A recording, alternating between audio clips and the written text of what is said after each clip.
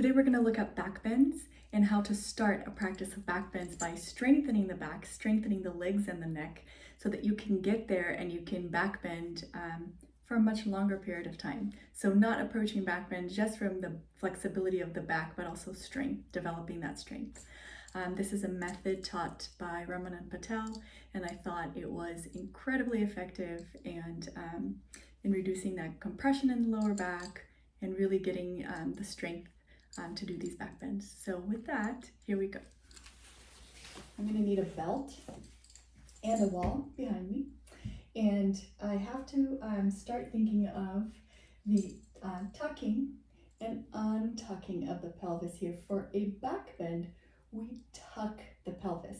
I have in my channel, I have a playlist on back bends. So it explains this tucking and untucking and increasing the space here in the lower back so that there isn't that compression, and there's a lot of different exercises you can do to start really developing that in your body. But if not, here on this pose, we really want to not untuck or avoid this untucking that happens so naturally in a back bend. So tuck, make the legs very active. So think of making the legs as active as if you were making a fist with your hand, you're making a fist with your leg. The feet are parallel and they're facing forward. We need to be very careful in back bends not to turn the feet out. So this will damage the knees and the hips. So make sure the feet are parallel or even a little facing in. We want that inner rotation of the thighs and a little tuck. Okay, so here we go. We'll grab our belt, step on the belt, and you can step with your heels or the arches of your foot, it's fine. And then really make the belt so that the arms are tight and taut, straight. And here, avoid that tendency to arch. So keep enough give in this belt so that you can tuck the pelvis. So here's untucked, here is tucked. So play with this for a few different cycles, right? So do a few of these so that you understand that there's a need to tuck here. As you tuck, don't hold your breath. So when we get this down, the need to tuck, lift the chest, make the legs very active, and look up with the head. Touch the ceiling. Inhale, exhale, come back out. So we'll do a few reps of these. In the beginning, these can be very strenuous to the neck. So work yourself up to a place where you can go further. So if this is enough, come closer to the wall if it's really hard. As you make the legs very active, come back, touch the head to the wall. Then here you can maybe bend the knees a little bit, then make the legs active again. Keep that activity in the leg, keep that very engaged legs, tuck, inhale. As you exhale, come out. So you come out of the pose by making the legs even more strongly activated.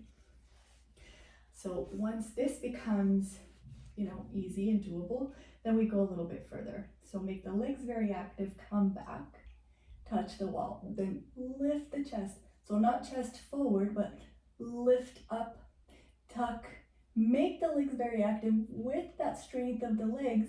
Use that strength in the legs to come up versus the strength in your neck or in your back. So as you improve, you can go back a little bit further. So come back, make the legs very active, tuck, lift the chest, and come back. So believe it or not, this will really start strengthening the back. And in the first few times, sometimes I would feel so stiff, but keep doing it and it'll slowly, develop. So here again, you come, make the legs very tight, come back over to the wall, and then you can bend the knees, go a little further, straighten the legs, and come out. So the sequence, it's a little bit hard to speak, but the sequence is, and eventually you won't need the belt. You learn the sensation of really making the legs active and lifting the body and keeping the hands straight behind you. So once you get that down, then you can not use the belt anymore. So the sequence is go back, then lift the chest, maybe bend the knees, so that you can go back even further. Then you don't come up until the legs are straight. So here, let's just say I bend the knees and I come down to here. So then I straighten the legs. Make them very active. And come up from there. So that's the sequence. Go back, bend the knees, bring the head down a little bit more. Then make the legs very straight and active, bring the body up. Okay, so that's the sequence, and then I'll show you a little bit more in depth on this podium thing here. Okay, so here we go. We stand a couple feet away from, and this could be a countertop, this could be a table. If it is a table in the beginning, it's nice to pad it with a few blankets, or it could be a staircase. Whatever you have that could support your head, sometimes, you know, balcony railings. Okay, so here we go. Feet parallel, make sure they're not facing out. Get ready to really make the legs very active. Remove this. Okay. All right, so here we go. Feet parallel, point the feet forward. Make the legs very active. Lift the chest, tuck the pelvis, and the hands are straight behind you here, holding on to your hamstrings, and come down.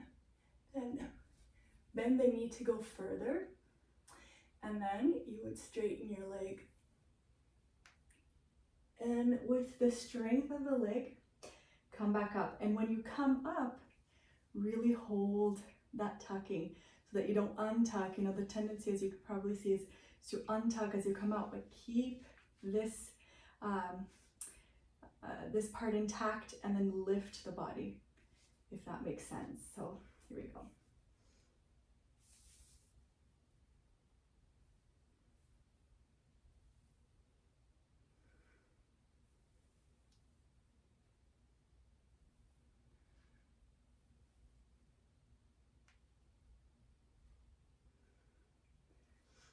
Okay, hopefully you get an idea from what this is, and then you can lower where your head reaches. You can do it on a chair next, and you can lower your threshold or your support for your head.